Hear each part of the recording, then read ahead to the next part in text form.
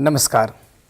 किसी भी राष्ट्र के लिए उसका ध्वज, राष्ट्र ध्वज बहुत ही महत्वपूर्ण होता है और ऐसा ही भारतवर्ष के लिए है। जब हमने स्वतंत्रता प्राप्त की तो हमने उद्घोष किया और हमने गीत गाए, राष्ट्रीय गीत गाए, झंडा गीत गाए और हमने कहा केसरिया बल भरने वाला, सादा है सच्चाई, हरा रंग है हरी हमारी धरती की अंगराई, कहता है ये चक्र हमारा कदम कभी न रुकेगा, ऊंचा सदा रहेगा झंडा, ऊंचा सदा रहेगा झंडा। ये किसी भी राष्ट्र के लिए महत्वपूर्ण है। आज इसी विषय पर बातचीत करने के लिए, राष्ट्र ध्वज के महत्व पर बातचीत करने के लिए हमारे बीच काशी के बहुत ही चर्चित नाम व्योमेश शुक्ल हमारे बीच हैं, जो नागरिक प्रचारिणी सभा के माननीय प्रधानमंत्री हैं। आप कवि हैं, आप कथाकार हैं, आप रंगकर्म से जाने जाते हैं, आप अच्छे आलोचक भी हैं और आप कई पुरस्कार प्राप्त भी कर चुके हैं। आपको भारत सरकार के द्वारा भी और जो साहित्य नाटक अकादमी है उसके द्वारा बहुत ही प्रसिद्ध बिस्मिल्लाह खां युवा पुरस्कार प्राप्त हो चुका है। आलोचना के लिए आपको रज़ा अहमद पुरस्कार भी प्राप्त है। इसके बाद आपको कविता के लिए भारत भूषण अग्रवाल पुरस्कार प्राप्त है। संप्रति आप बहुत अच्छे रंगकर्मी हैं और पूरे भारत में ही नहीं, आपने यूरोप में भी जाके बहुत सारे नाटकों का मंचन किया है। तो व्योमेश जी, हमारे स्टूडियो में आपका बहुत बहुत स्वागत है, बहुत बहुत अभिवादन। हम आज बातचीत की शुरुआत करेंगे, किसी भी राष्ट्र के लिए राष्ट्र ध्वज का क्या महत्व है, आप क्या मानते हैं? राष्ट्र का आत्म व्यक्ति के आत्म की तरह ही एक जीवंत, जागृत और स्पंदित वस्तु है। तो राष्ट्र का आत्म जिन जिन चीज़ों से बनता है, उसके भूगोल से, उस भूगोल में सांस लेने वाली जीवित इकाइयों से, मनुष्य, पशु पक्षी, प्राणी मात्र से, वैसे ही राष्ट्र की आत्मवत्ता को दर्शाने वाली एक वस्तु है हमारा राष्ट्रीय ध्वज। हमारा अभिमान, हमारे होने का प्रमाण, हमारी भविष्य दृष्टि, अतीत के प्रति हमारे दृष्टिकोण का फलक, सब कुछ जो है राष्ट्रीय ध्वज में मानो समाया हुआ है। तो राष्ट्र की अनिवार्यता का एक पहलू भी है राष्ट्रीय ध्वज। क्या बात है, आपने कहा कि राष्ट्र की अनिवार्यता का एक पहलू है, एक इकाई है, महत्वपूर्ण घटक है राष्ट्र ध्वज। सचमुच किसी भी व्यक्ति के लिए एक गौरव का क्षण होता है जब उसे राष्ट्र ध्वज का सम्मान मिलता है और ख़ास तौर से जब वो इस दुनिया से विदा होता है और राष्ट्र ध्वज में लिपट कर उसके शव को लाया जाता है। तो राष्ट्र का जो ध्वज है हर व्यक्ति के लिए, हर भारतीय के लिए और हर उस राष्ट्र के लोग के लिए महत्वपूर्ण है जिस राष्ट्र का वह ध्वज होता है। इसलिए जब हम कभी किसी भी राष्ट्र का कार्यक्रम देखते हों, वहाँ का जब महत्वपूर्ण कार्यक्रम होता है तो राष्ट्रीय ध्वज उसके लिए शान है, आन है, बान है। बहुत बहुत सचमुच आपने एक महत्वपूर्ण बात की। भारतीय संदर्भ में यदि हम बात करें, जिस तिरंगा को आज हम राष्ट्रीय सम्मान के रूप में, राष्ट्र ध्वज के रूप में हम लहरा रहे हैं, उसके अगर इतिहास की हम बात करें, थोड़ी सी बात करनी भी चाहिए। तो कहाँ से इसको आप देखते हैं, कहाँ से शुरू करते हैं आप? राष्ट्र की मुक्ति की आकांक्षा के प्रश्न से राष्ट्रीय ध्वज की अस्थि का सवाल जुड़ा हुआ है। जब पहली बार औपनिवेशिक दासता के विरुद्ध भारतीय मन ने संगठित होकर आवाज़ उठाई, यानी 1857 के गदर से आप शुरू कीजिए और जुलाई की उस शुभ तारीख तक आ जाइए जो 1947 में संभवतः 22 जुलाई 1947 को हमने जो वर्तमान झंडा है उसको आत्मसात किया था। हमारी संविधान निर्मात्री सभा ने जी जो तिरंगा है, ट्राई कलर जिसे अंग्रेजी में कहा जाता है, उसे भारत के राष्ट्रीय ध्वज की तरह स्वीकार किया। तो इन 90 वर्षों की लंबी यात्रा में, जिसका विवरण मैं चाहूँगा कि मेरे ज्ञान लाभ के लिए और दर्शकों के लिए आप दें।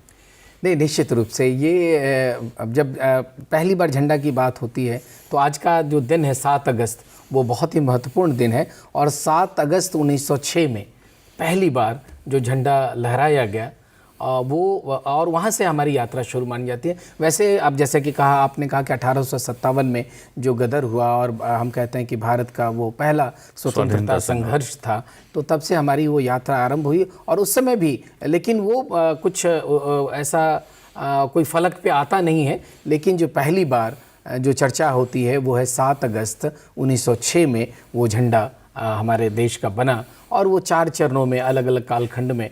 बल्कि उससे पहले कहा जाता है कि विवेकानंद की शिष्या थी सिस्टर निवेदिता, और सिस्टर निवेदिता यद्यपि विदेशी महिला थी, लेकिन भारत की मिट्टी से, भारत देश से उनको इतना प्यार था कि उन्होंने भारत के लिए एक झंडा निर्मित किया था और उसके बीच में लिखा था वंदे मातरम।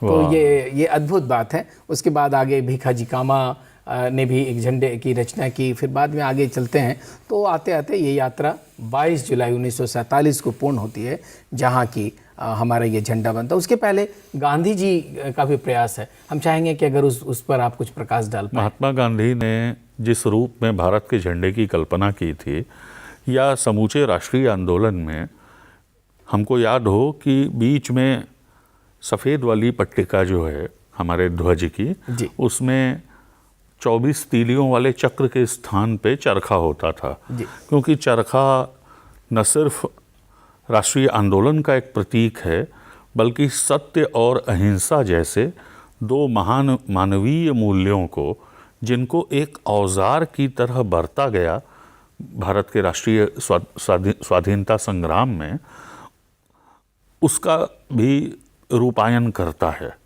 तो चरखा उस युग में हमारी ऐतिहासिक आवश्यकता बनकर सामने आया और ध्वज पर अंकित हुआ। ऊपर लाल रंग, बीच में सफ़ेद और नीचे हरा। वही क्रमशः परिष्कृत और उन्नत होते हुए ऊपर केसरिया, बीच में सफ़ेद और नीचे हरा। अब हमारे पूरे देश में इस समय मानसून का मौसम चल रहा है, सावन का महीना है। एक उपमा मेरे मन में सूझती है, आसमान का रंग केसरिया है और धरती का रंग हरा है। तो केसरिये और हरे की जुगलबंदी जो है वो प्राकृतिक नैसर्गिक तथ्य भी है। तमाम राजनीतिक सांस्कृतिक सच्चाइयों को वहन करने के साथ साथ हमारा झंडा हमारे मानसून, हमारी ऋतुओं को भी रिफ्लेक्ट करता है, हमारे पंच तत्वों को भी। तो एक केसरिया आसमान से जो वर्षा होती है, उससे समृद्धि और वैभव की हरितिमा जो है मानो ज़मीन में से फूटती है, और तब सुख शांति का साम्राज्य। शांति का रंग है सफ़ेद, उत्सर्ग का, त्याग का, साहस का रंग है केसरिया, और वैभव, समृद्धि, हरितिमा का, धन धान्य का प्रतीक है हरा। तो इस तरह से ये विकास यात्रा समझी जा सकती है। बीच में जो चक्र है, उस चक्र में थोड़ी सी आभा काशी की है, क्योंकि वो अशोक स्तंभ से लिया गया है। वो अशोक स्तंभ काशी की निधि है। वैसे तो वो पूरी दुनिया की चीज़ है। तो 24 घंटे सक्रिय, जीवित और कर्मरत रहने का संदेश देने वाला। जी। बहुत सुंदर है। अभी जैसा कि वेमेश जी कह रहे थे कि इस जो हमारा राष्ट्रीय ध्वज है उसमें राष्ट्रपिता महात्मा गांधी जी का भी बहुत योगदान है। हम सभी जानते हैं कि 1905 में हमने स्वदेशी आंदोलन की शुरुआत की थी, और स्वदेशी आंदोलन की शुरुआत जब 7 अगस्त 2000 उस समय 1905 में हुई, तो गांधी जी ने कहा था कि भारत को यदि समृद्ध करना है, भारत को यदि विकसित करना है, जिसकी बात हम कर रहे हैं कि 2047 तक हम विकसित राष्ट्र बनाएंगे माननीय प्रधानमंत्री जी के नेतृत्व में, तो निश्चित रूप से भारत का हर व्यक्ति समृद्ध हो, हर हाथ को काम मिले। और ये गांधी जी ने चरखा के रूप में देखा था, और इसलिए चरखा को उसमें मध्य में रखा गया था। बाद में उसको हमने अशोक चक्र जो हमारी 24 तीलियाँ हैं, जैसा कि आपने कहा कि हम उसको प्रतिदिन हर पल गतिमान रहें, हर पल हम आगे बढ़ने की बात करें, हर पल हम गतिशील रहें, इसलिए हम उसको शामिल किया। अच्छा, ये जब राष्ट्रध्वज की बात होती है तो उसके अपने कुछ नियम भी बनाए गए थे कि ये हमको कब फहराना चाहिए, कब इसको नहीं फहराना चाहिए, और इस पे कुछ आप बताना चाहेंगे? देखिए, 15 अगस्त 1947 को हम राष्ट्रीय आंदोलन का जो त्याग बलिदान का पहलू है उसके बहुत पड़ोस में थे। यानी शहीदों की चिताओं की राख अभी ठंडी नहीं हुई थी और हमें स्वाधीनता मिली थी। हमें पता है कि स्वाधीनता के ऐन वक्त पर हमने विभाजन की विभीषिका का सामना किया। जी। बाद के वर्षों में हमने जल प्लावन, बाढ़, सूखे और पर निर्भरता से आत्मनिर्भरता की ओर जाने वाले आत्मसंघर्ष को भी देखा, किया। ऐसा संघर्ष जो देश के हर नागरिक का संघर्ष है। और तब जाके ये दिन आया है आज, लगभग 80 बरस जब हमारी स्वाधीनता को होने को आए हैं।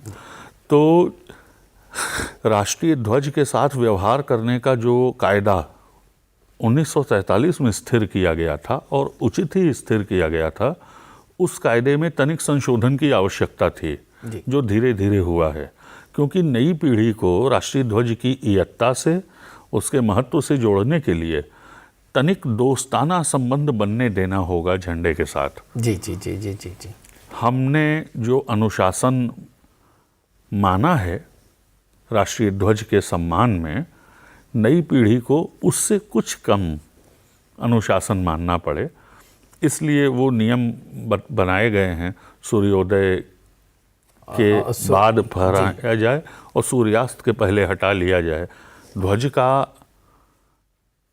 किसी भी किस्म का कोई अवमूल्यन देश का नागरिक स्वप्न में भी नहीं करना चाहेगा, लेकिन कुछ तो नियम संहिताएं हमको बनानी होंगी और धीरे धीरे नई पीढ़ी के साथ उन नियम संहिताओं को थोड़ा ढीला करना होगा, ताकि वो ध्वज सभी को, समाज के विभिन्न संस्तरों पर रहने वाले समस्त नागरिक समाज को अपना लगे वो ध्वज।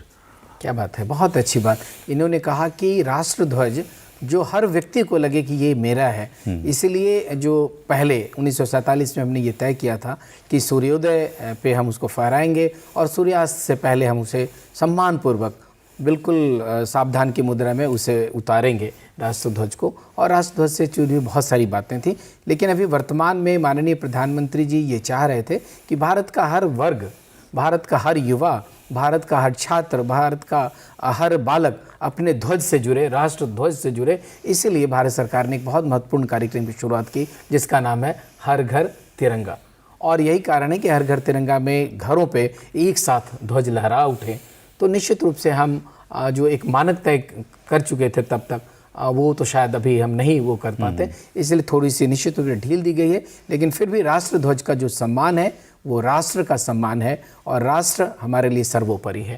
तो राष्ट्र ध्वज भी हमारे लिए सर्वोपरि है, हमें ऐसा ही मानना चाहिए।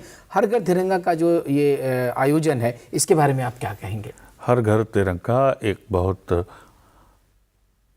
दूर दृष्टि संपन्न, बहुत समावेशी, बहुत उदार और अंततः ध्वज के साथ नागरिक के संबंध को यत्किंचित अनौपचारिक बना देने वाला, घरेलू बना देने वाला, मित्रवत बना देने वाला आयोजन है। और इस आयोजन में किसी भी तरह के मतवाद से दूर होकर के हमको शामिल होना चाहिए।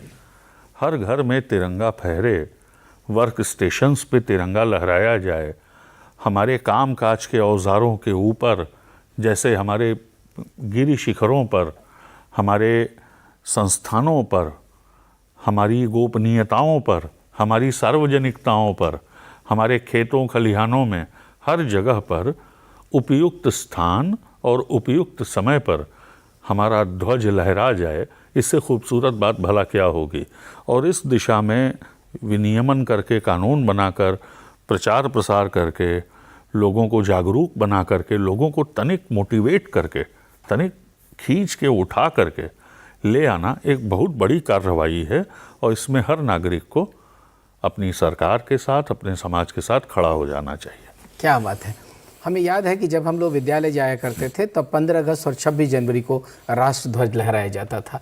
जब हमारे कोई राष्ट्रीय स्तर के जो नेता होते थे, प्रतिनिधि होते थे, जब उनका देहावसान होता था तो राष्ट्र ध्वज आधा झुका दिया जाता था उनके सम्मान में, उनके उस समर्पण के लिए, उस याद के लिए। तो हमने वो दिन भी देखा है। लेकिन बाद में अभी पूरे भारतवर्ष में, जैसा कि वेमेश जी कह रहे थे, हम लोगों ने तिरंगा को सार्वजनिक रूप से, इन्होंने कहा सबके लिए उपलब्ध कराने की बात हुई है। और यही कारण है कि ये जो हर घर तिरंगा कार्यक्रम है, जिसमें हर विद्यालय में, हर घर में, हर सार्वजनिक स्थानों पे, और इन्होंने यहाँ तक कहा कि जो ऐसे स्थान जहाँ पे हमारा जाना वर्जित है वहाँ भी।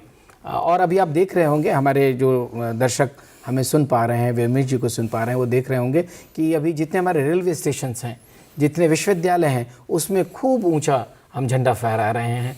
तो हम जानना चाहेंगे कि इसके प्रति, इसके बारे में लोगों में क्या एक संदेश आप देना चाहेंगे, सरकार क्या चाहती है? देखिए, भारत दुनिया की चौथी सबसे बड़ी अर्थव्यवस्था है। भारत की सैन्य शक्ति, भारत के नागरिक का आत्माभिमान, भारत की मेधा का पूरी दुनिया में एक तरह से फैल जाना, और भारत के नागरिक की महत्वाकांक्षा, उसने वो रूप लिया है कि हमारा झंडा और ऊंचाई पर जाए और प्रशस्त होकर के दिशाओं दिग्दिगंतों में फहरे। तो उसी आकांक्षा ने भौतिक स्वरूप लिया है लंबे लंबे बड़े बड़े झंडों में। अब आप देखिए कि उससे माहौल कैसा बनता है। एक 5 वर्ष का शिशु है। आचार्य रामचंद्र शुक्ल हिंदी के यशस्वी आलोचक हैं, कहे गए हैं कि अर्थ ग्रहण से पहले बिंब ग्रहण अपेक्षित है। क्या बात है। जो बच्चा अपने बचपन के फोटो फ्रेम में अपनी याद के एक तिरंगे को लहराता हुआ देखता है, हम सबको पता है कि वो तिरंगे का मतलब अभी नहीं जानता जी, वो धीरे धीरे जानेगा, लेकिन ये बिंब उसकी चेतना में स्थायी जगह बना लेगा। एक प्रशस्त तिरंगा आसमान को चूमता हुआ, लहराता हुआ हवाओं की संगत में, बचपन में देखा गया एक ऐसा फोटो इमेज है जिसको हम कभी भी अपनी याद से मिटा नहीं सकते। और धीरे धीरे झंडे से जुड़े हुए, राष्ट्रीय आंदोलन से जुड़े हुए, देश की उन्नति से जुड़े हुए, देश के सम्मुख आने वाली चुनौतियों के बारे में जानते हुए हम झंडे के और करीब जाते जाएंगे। तो पहले तो हमको दिखना होगा, बहुत अच्छा, बिल्कुल सही व्योमेश जी ने कहा। और जो राष्ट्र ध्वज है वो राष्ट्र की शक्ति है, और हम उस बालक के मन में, उस काल से हम अगर उसके मन में ये अवचेतन में, चेतन में ये डालें कि राष्ट्र हमारे लिए महत्वपूर्ण है, राष्ट्र ध्वज हमारे लिए बहुत महत्वपूर्ण है, तो आइए इन शब्दों के साथ, ऊंचा सदा रहेगा झंडा, ऊंचा सदा रहेगा भारतवर्ष, हमेशा रहा है, आगे भी रहेगा, और हमारा राष्ट्र ध्वज लहराता रहेगा। इसी आशा और विश्वास के साथ व्योमेश जी, स्टूडियो में आने के लिए आपका बहुत बहुत धन्यवाद। नमस्कार। प्रणाम।